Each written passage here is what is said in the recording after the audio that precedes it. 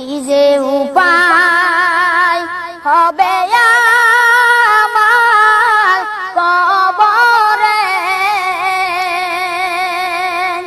মাওলা যদি মাফ না করেন মোদেরে মাওলা যদি মাফ না করেন মোদেরে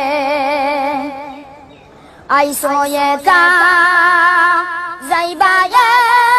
একাই সঙ্গে কিছু যাবে না আইসো একা যাইবা